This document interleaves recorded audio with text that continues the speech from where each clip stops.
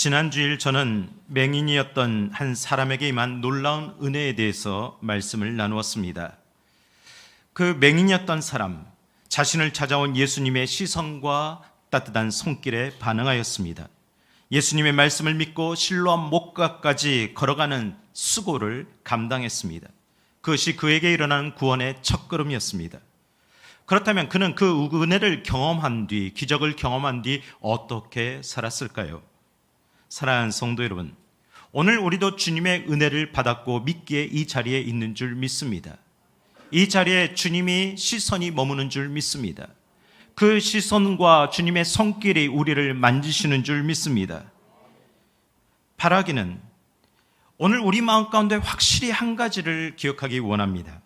하나님의 역사는 믿음으로 반응하는 이에게 나타난 줄 믿습니다. 이 믿음이 우리에게 있기를 간절히 축원합니다.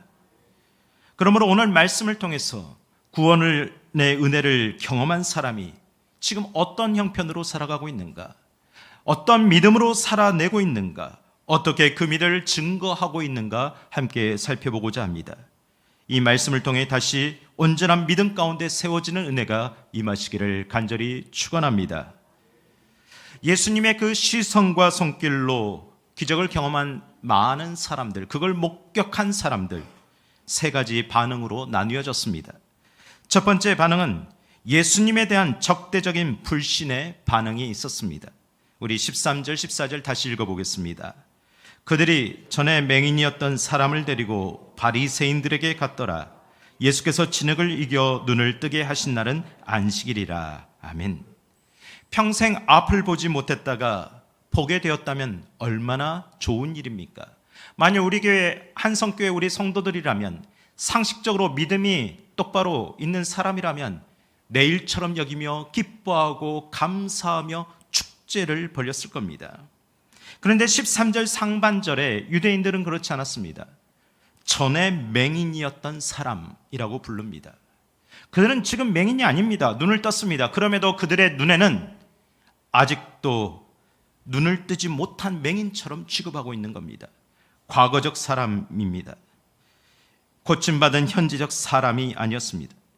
그가 율법으로 저주 가운데 태어났으니 율법에 따라 당연히 비참한 삶을 살아야 하는 사람으로 취급했던 겁니다.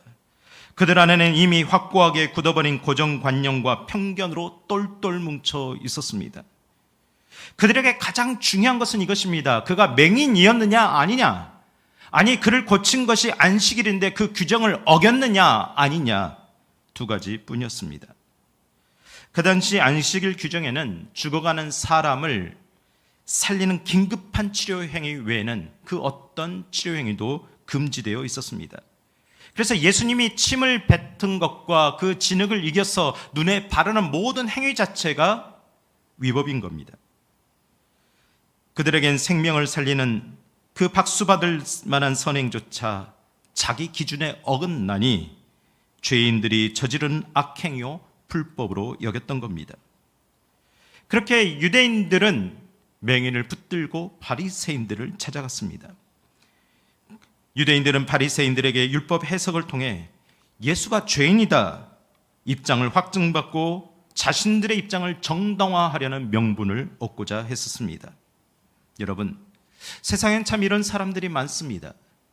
진리에는 관심이 없고 비진리인 것, 본질이 아닌 비본질적인 사안으로 판단하고 정죄하려고만 합니다. 여러분은 어떻습니까? 여러분은 신앙생활하는 중에 복음의 본질에 더 열정을 쏟고 있습니까? 아니면 비본질적인 것, 그것에 열정을 더 쏟고 있습니까? 15절과 16절 말씀 우리 다시 한번 읽어봅니다. 그러므로 바리새인들도 그가 어떻게 보게 되었는지를 물으니 이르되 그 사람이 진흙을 내 눈에 바르매 내가 씻고 보나이다 하니, 바리새인 중에 어떤 사람은 말하되 이 사람이 안식일을 지키지 아니하니 하나님께로부터 온 자가 아니라 하며, 어떤 사람은 말하되 죄인으로서 어떻게 이러한 표적을 행하겠느냐 하여 그들 중에 분쟁이 있었더니, 바리새인들은 율법의 무거운 짐은 다른 사람에게 다 지웠습니다. 그들은 손가락 까딱 하지 아니하고 교만한 그런 사람들이었습니다. 그런 사람들이 어떻게 이 진리의 올바른 기준을 말할 수가 있고 판단할 수가 있겠습니까? 그들도 자격이 없습니다. 그래서 이제 그들 안에서도 서로 다른 의견으로 분쟁이 일어났던 겁니다. 아니, 저 사람이 예수가 안식일을 지키지 않는데 어떻게 하나님께 온 사람이 맞냐? 아니다. 죄인이다. 다른 한편에서는 그래도 그가 이상한 능력, 기적을 일으키지 않았느냐? 그 능력 자체를 보면 범상치 않은 사람, 특별한 사람이 맞다. 분명한 사실은 이 모든 의견들이 예수 그리스도를 구원자요 메시아로 받아들이는 의견은 아닙니다. 단지 그들의 판단, 그들의 시각에 보이는 대로 평가하고 있을 뿐입니다. 그렇다면 예수님께서 안식일에 맹인을 고쳐주신 것이 그렇게 잘못된 일이었을까요? 성경이 말하는 안식일의 의미는 무엇입니까? 여러분은 왜 그 구약의 안식일이 신약의 주일이 되어서 오늘 우리가 이렇게 지키고 있습니까? 히브리서 4장 10절에 말씀합니다. 우리 함께 읽겠습니다. 이미 그의 안식에 들어간 자는 하나님이 자기의 일을 쉬신 것 같이 그도 자기의 일을 쉬느니라. 아멘. 본문에서 안식이란 단어는 창조의 마지막 날, 또한 더불어 마지막 구원의 완성이 회복되는 날을 의미합니다. 그 날은 우리에게 오늘 이미 구원이 이루어진 날이요, 앞으로 구원이 완성될 날이라는 뜻입니다. 예수 그리스도 안에서 새롭게 창조된 우리에게 구원은 이미 보증되었습니다. 그러나 세상을 우리가 살아가는 동안 그 구원은 아직 완성되지 않았습니다. 이미 이루어졌지만 아직 완성되지 않는 그 사이를 우리는 계속해서 살아가고 있는 겁니다. 계속해서 살아내야 되는 거죠. 그래서 오늘 안식일, 그 주일은 세상 사람들처럼 육체의 일을 단순히 쉬고 몸이 편하게 또 즐겁게 노는 날이 아닙니다. 예수 그리스도 안에서 죽으심과 부활 안에 내가 함께 죽고 다시 살아난 약속받은 그 구원을 확인하는 날입니다. 약속되어진 영원한 안식이 내게 있음을 바라보면서 확인하는 날이 되어야 합니다. 여러분, 이 예배가 그런 자리가 되기를 간절히 축원합니다. 그래서 안식일은, 이 주일은 나의 일을 하는 것이 아니라 하나님의 일을 하는 날입니다. 나의 이름은 감추고 하나님의 이름을 높여내며 나타내는 날입니다. 우리가 오늘 예배드리는 것과 이모저모 교회에서 섬기며 헌신하는 모든 일들, 특별히 이 주일에 이 자리에는 함께 할 수 없지만 출근할 수밖에 없고 일할 수밖에 없는 그 삶의 자리에서조차 우리는 하나님의 일을 나타낼 수 있어야 합니다. 내 이름이 드러나는 것이 아니라 하나님의 이름이 나타내기 위해서 하나님의 일을 행하는 날이 되시기를 간절히 축원합니다. 예수님은 그렇게 안식일에 그 맹인되었던 사람을 고치셔서 하나님의 이름을 나타내셨습니다. 하나님의 일을 행하셨습니다. 그럼에도 유대인들은 여전히 율법을 가지고 자기의 의로움과 자기의 이름을 나타내고자 하고 있습니다. 자기 일에 지금 열심이었습니다. 이것이 바로 큰 차이가 있는 겁니다. 여러분은 오늘 누구의 이름을 나타내기를 원합니까? 여러분은 지금 오늘 누구의 일을 하기를 원하십니까? 나의 일을 멈추시기 바랍니다. 나의 유익을 멈추시기 바랍니다. 하나님의 일을 하시는 귀한 백성 되시기를 간절히 축원합니다. 이런 유대인들을 향해 예수님은 분명히 말씀하셨습니다. 다른 이들은 모두 죄인이라고 낙인 찍는 그릇된 편견과 오만에 사로잡혀 있는 그들을 향해 39절에 이렇게 말씀합니다. 함께 읽겠습니다. 예수께서 이르시되 내가 심판하러 이 세상에 왔으니 보지 못하는 자들은 보게 하고 보는 자들은 맹인이 되게 하려 함이라 하시니 아멘. 영원한 안식이 우리에게 이뤄진 마지막 날, 구원의 완성이 되는 날, 분명한 그 날은 누구에게는 영원한 안식의 날이요 누구에게는 심판의 날이 됩니다. 우리는 알고 있습니다. 그러므로 주님은 주여 주여 하는 자마다 천국에 들어가는 것이 아니라 하나님의 뜻대로 행하는 자야 들어간다라고 분명히 말씀하셨습니다. 내가 본다고 해서 보는 자가 아닙니다. 아무리 열심히 율법을 보고 다 아는 것 같아도 거짓된 믿음과 허구적인 명분에 갇혀 있으면 맹인이 되고 마는 겁니다. 하나님으로부터 가장 멀어지고 구원을 잃어버리는 어리석은 인생이 됩니다. 저와 여러분은 그런 인생이 되지 않길 축원합니다. 저는 이 유대인들과 바리새인들, 그 구원의 은혜 적대적인 반응을 보이는 사람들을 통해서 우리 신앙인들이 화석화되는 과정을 생각해 보았습니다. 누구나 처음 은혜로 구원받았을 때는 눈물 콧물 다 쏟으며 주여 주여 찾고 은혜를 받습니다. 누가 강요하지 않습니다. 그래도 새벽마다 벌떡 일어나서 새벽 기도회를 다닙니다. 공예배 시간을 사모하며 말씀을 사모하며 기쁨과 즐거움으로 차원하여 참여합니다. 그런데 그게 3년 또 5년이 되어가면서 구원의 감격과 기쁨은 까마득한 추억처럼 사라져 버립니다. 이제 그 안에 교인이라는 종교적인 율법과 요식행위만 지키려는 의무만 남아 있습니다. 그러고는 하나님께 자기 의와 공로를 주장하기 시작합니다. 하나님, 제가 이 정도 했으면 뭔가 좀 들어주셔야 하는 것 아닙니까? 제가 새벽 기도를 수년 동안 한 번도 빠지지 않았습니다. 주일 성수도 하고 11조도 드리며 봉사도 잘했습니다. 이 정도면 되지 않습니까? 어이없는 말들을 주장합니다. 한 영혼을 지극히 사랑하는 마음도 없이 복음을 증거하고자 하지도 않으면서 남의 슬픔과 아픔은 율법으로 판단하려고만 합니다. 자신은 하지 않으면서 목회자나 헌신하는 이들이 행하는 것에 예전엔 그렇게 하지 않았다고 하나하나 평가자로 서 있습니다. 여러분, 누구나 다 열심히 합니다. 열심히 할 수 있습니다. 그러나 그게 자기 열심으로 되면 오류와 편견에 빠질 수 있음을 분명히 잊지 말아야 합니다. 하나님의 열심으로 하시기 바랍니다. 그러므로 디모데후서 5장 3절에 말씀합니다. 함께 읽겠습니다. 경건의 모양은 있으나 경건의 능력은 부인하니 이 같은 자들에게서 내가 돌아서라. 돌아서라는 단어는 회개하라는 뜻입니다. 바리새인 마음 같은 그런 마음이 내 안에 들어올 때마다 너는 당장 돌아서서 회개해라. 그리스도 예수의 마음을 품어라.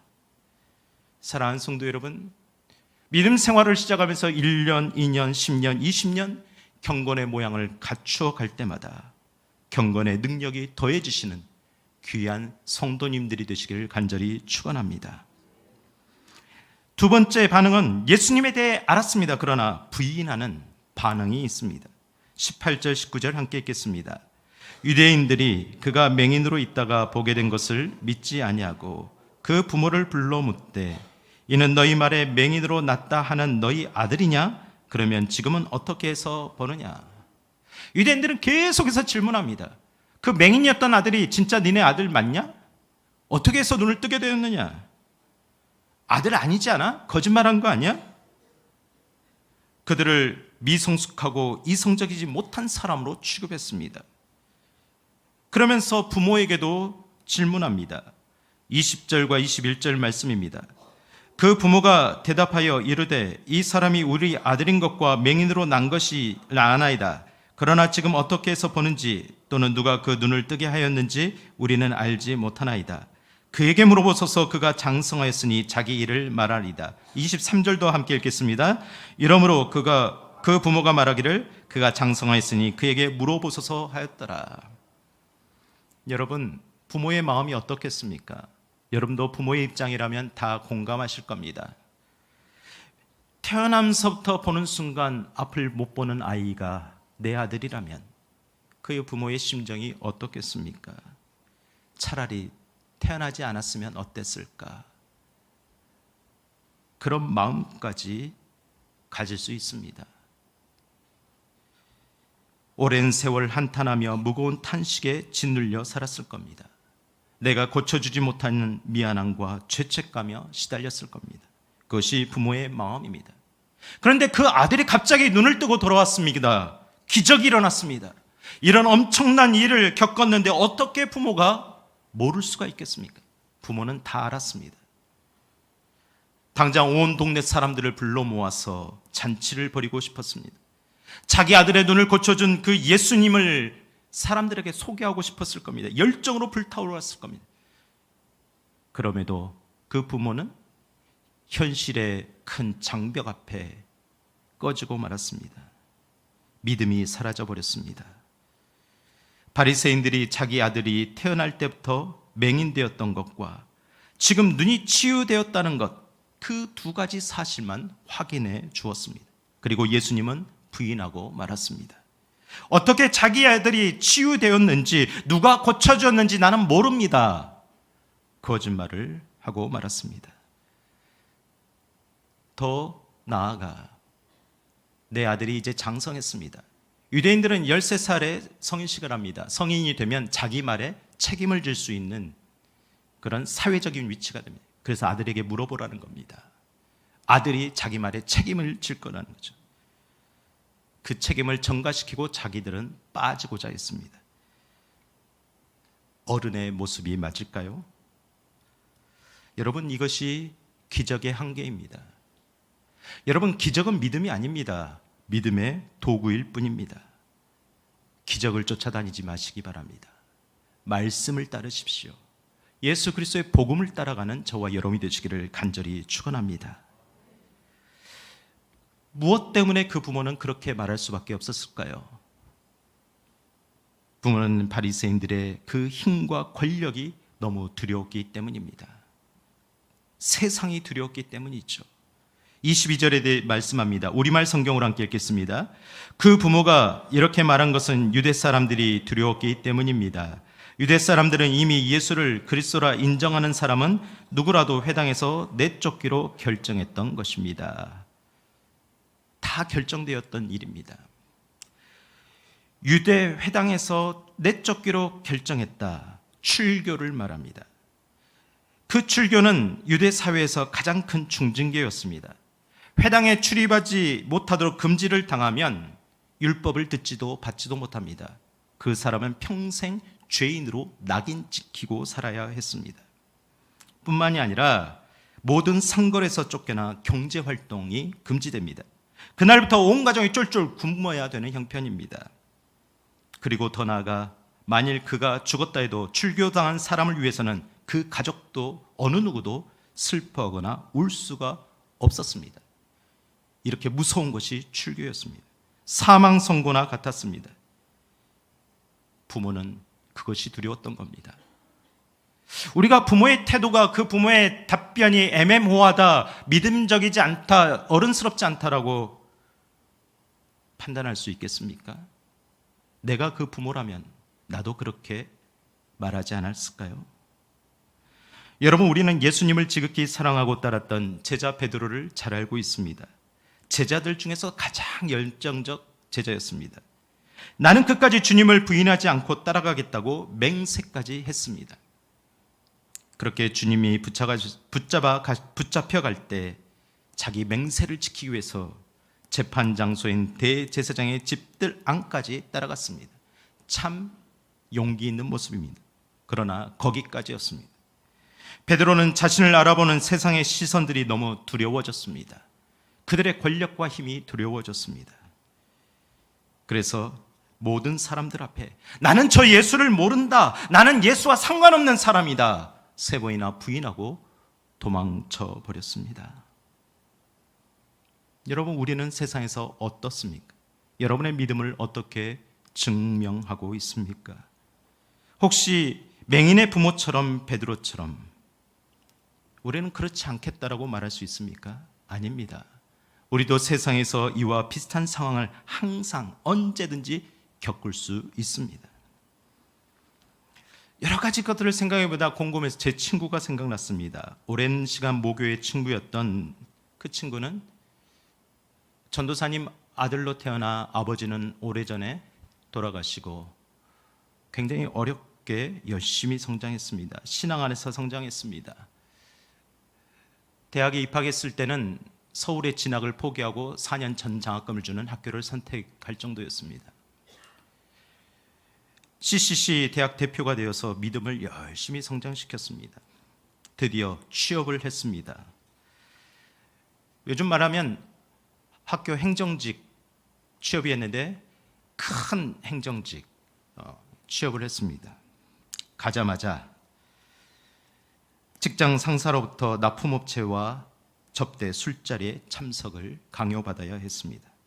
나는 그리스도인입니다. 여기서 함께 술을 마실 수가 없습니다. 한마디로 했다가 너만 교회 다니냐고, 다 다니지 않냐고 심한 욕설과 모멸감을 당해야 했습니다. 그 로비를 받으면서 장부의 기록을 고치고 획 공금을 이용하라는 말을 거절했다가 너만 정직하냐고 결국 그 자리를 나와야 했습니다. 물론 지금은 대학 행정실에서 잘 근무하고 있습니다. 혹시 여러분의 자녀가 여러분에 와서 이런 상담을 한다면 여러분은 어떻게 말하겠습니까? 에이, 조금만 참지. 상사가 시키는 대로 하지. 뭘 그렇게 열심히 믿어? 적당히 믿어. 혹시 여러분 그렇게 말한 적 없습니까? 우리는 항상 선택의 기로에 있습니다. 하나님을 더 두려워해야 될지, 세상을 더 두려워해야 될지. 여러분은 하나님을 두려워하십니까? 돈과 권력을 더 두려워하십니까? 나는 그리스도인입니다. 나는 하나님의 자녀입니다. 믿음으로 공개적으로 드러냈을 때 어떤 손해와 불이익을 감수해야만 할 때가 있습니다.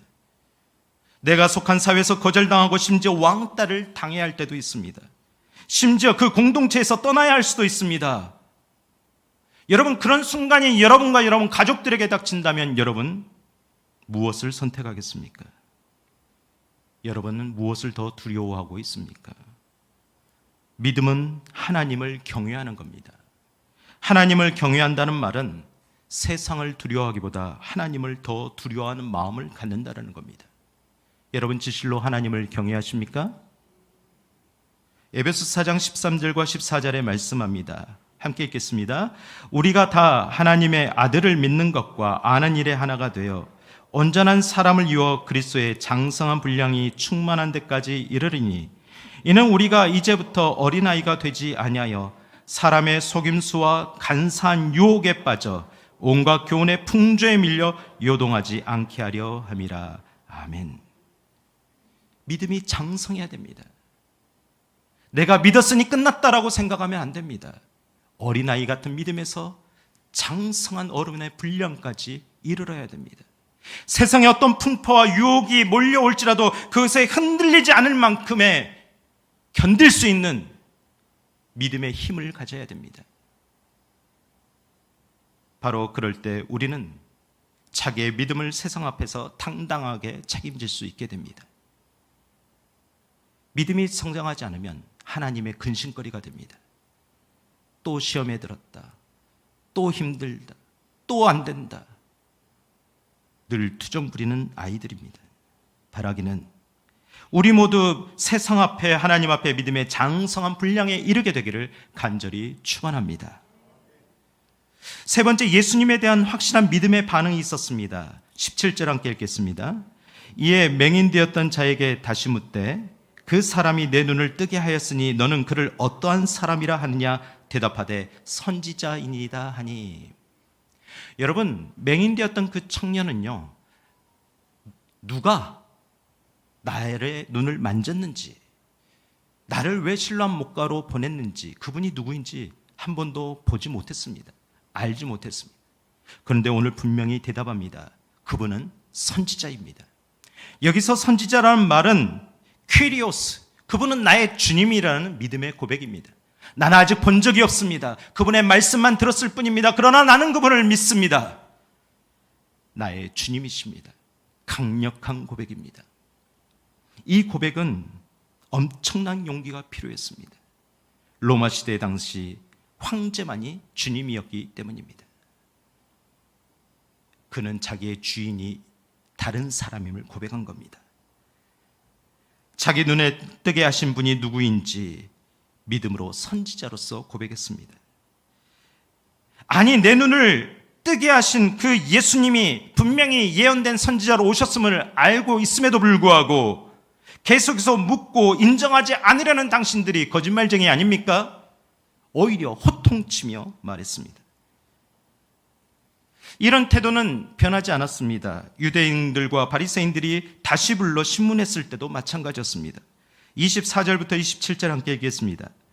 이에 그들이 맹인이었던 사람을 두 번째 불러 이르되 너는 하나님께 영광을 돌리라. 우리는 이 사람이 죄인인 줄 아노라. 대답하되 그가 죄인인 줄 내가 알지 못하나 한 가지 아는 것은 내가 맹인으로 있다가 지금 보는 그것이니이다. 그들이 이르되 그 사람이 내게 무엇을 하였느냐? 어떻게 내 눈을 뜨게 하였느냐? 대답하되 내가 이미 일렀어도 듣지 아니하고 어찌하여 다시 듣고자 하나이까? 당신들도 그의 제자가 되려 하나이까? 아멘.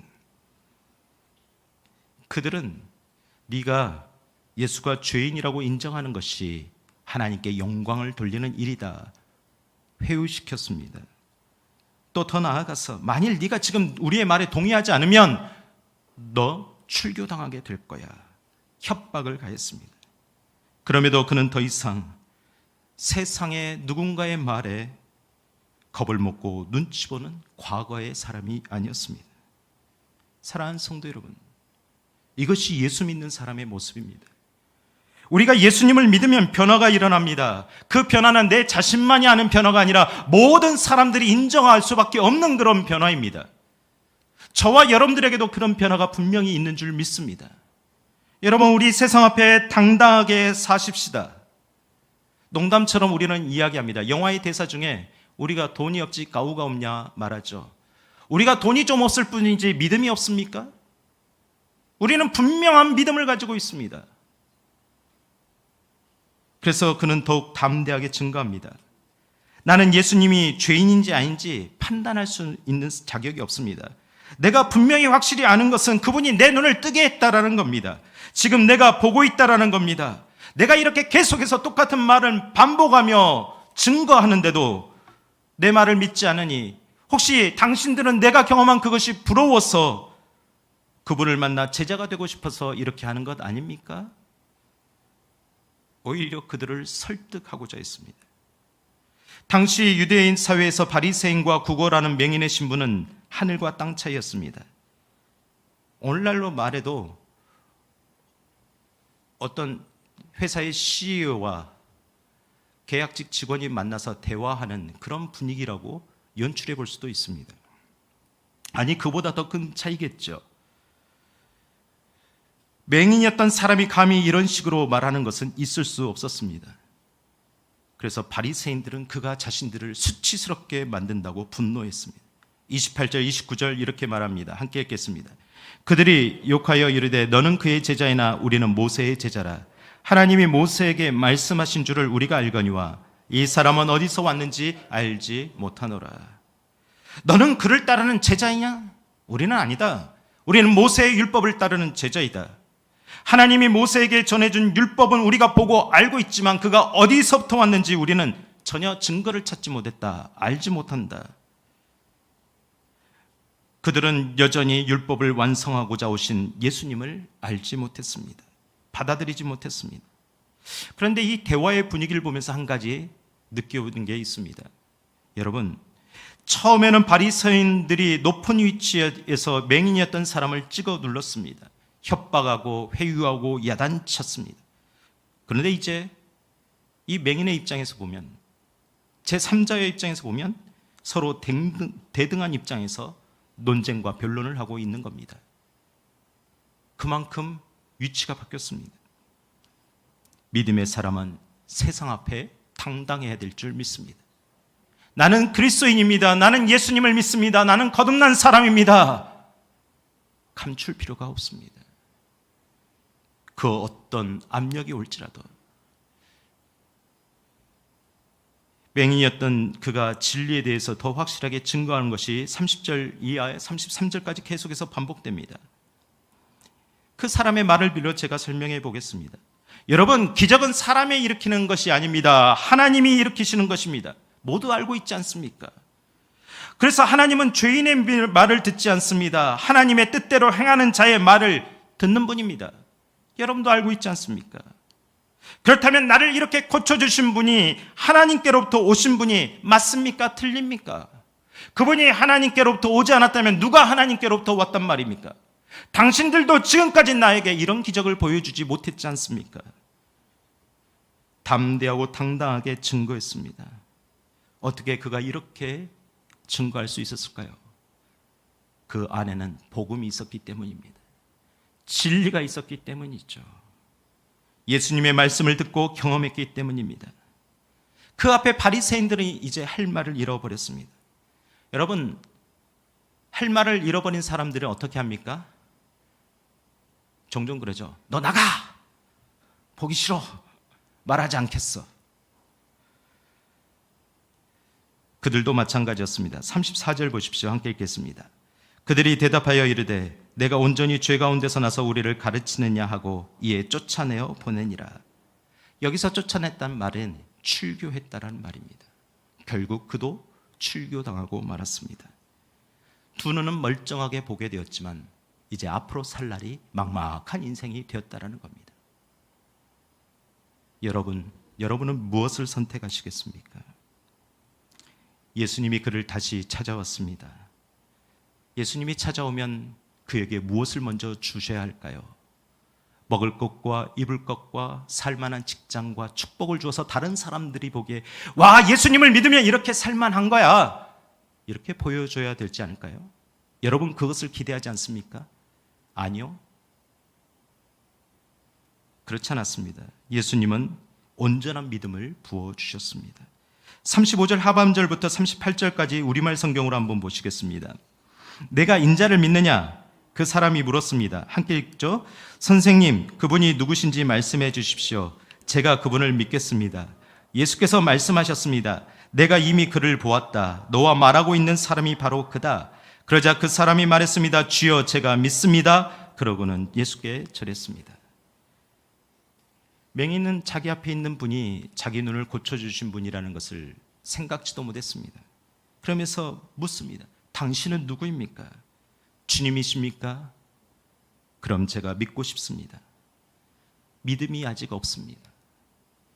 이 반응에 주님은 지금 내가 하나님의 아들을 만났고 구원을 받았다 확증해 주셨습니다.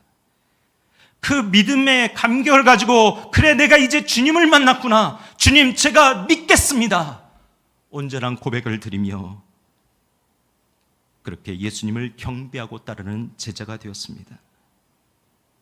사랑하는 성도 여러분, 왜 그랬을까요? 예수님은 우리 믿음의 사람에게 온전한 믿음만 있으면 충분히 이 세상을 살아낼 수 있다는 것을 알기 때문입니다. 여러분은 충분히 이 세상을 살아낼 수 있는 분입니다. 여러분은 믿음으로 살 수 있는 분들입니다. 하나님이 원하시는 모습으로 살 수 있는 분들임을 믿으시길 바랍니다. 저는 이 사건의 교훈을 요한복음 마지막 기록 목적에서 보게 되었습니다. 요한복음 20장 31절 읽고 말씀을 마치겠습니다. 오직 이것을 기록하면 너희로 예수께서 하나님의 아들 그리스도이심을 믿게 하려 함이요 또 너희로 믿고 그 이름을 힘입어 생명을 얻게 하려 함이니라. 아멘. 여러분, 저는 여러분에게 돈 버는 기술, 잘 사는 기술, 축복받는 기술을 가르쳐주는 사람이 아닙니다. 진리를 전하는 사람입니다. 여러분 지금 무엇을 원하고 간구하고 있습니까? 여러분 안에 있는 기도의 제목, 간절히 열망하는 것은 무엇입니까? 온전한 믿음입니까? 아니면 그 믿음에 관련된 축복의 부산물들입니까? 주님과 세상 앞에 온전한 믿음의 사람으로 서게 되길 간절히 축원합니다. 강하고 담대하라, 내가 세상을 이기었노라. 온전한 믿음으로 반응하시기를 간절히 축원합니다. 구원이 완성된 그날까지 우리의 삶의 자리에서 당당하고 담대하게 성령님과 동행하며 살아가시기를 간절히 축원합니다. 하나님의 일을 하게 되고 하나님의 이름을 나타내며 살아가기를 간절히 축복합니다. 우리 이 시간 기도하십시다. 하나님 앞에 온전한 믿음으로 저도 오늘 반응하겠습니다. 온전한 믿음을 드려보겠습니다. 주님, 제 믿음은 보이지 않습니다.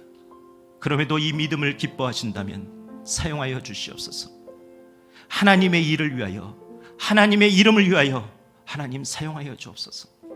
나와 내 가정과 내 자녀와 내 직장의 모든 삶, 이 모든 것들이 합력하여 믿음의 사람으로 살아낼 수 있게 하옵소서. 우리 이렇게 우리 자신을 위해서 함께 기도하십시다. 걸어가시고 내려오신 아버지 하나님, 오늘 이 시간 하나님 앞에 저의 믿음을 드립니다. 이 예배를 통해서 주님 앞에 표현합니다. 그럼에도 주님, 저희는 늘 세상의 선택 앞에서 무너지고 맙니다. 돈과 명예의 권력 앞에서, 세상의 강력한 압력 앞에서 저희는 늘 그 선택에 있어서 무너지고 맙니다. 하나님, 저는 연약합니다. 온전한 믿음을 구합니다. 나를 구원하신 하나님, 나의 그 구원을 완성시키실 하나님, 그 구원이 완성될 그날까지 당당하고 담대한 성령으로 살아가기를 원하시는 하나님, 하나님의 일을 하고 하나님의 이름을 나타내기를 원하시는 하나님, 오늘 이 시간 나를 사용하옵소서. 하나님을 바라오니, 하나님을 예배하오니 확실한 믿음으로 반응하면서 하나님의 믿음을 경험하는 믿음의 사람이 되길 원하오니 이 고백을 주님 앞에 드립니다. 주님 받아 주시옵소서. 우리를 통해 일하여 주시옵소서. 살아계신 우리 주 예수 그리스도의 이름으로 간절히 기도드립니다. 아멘.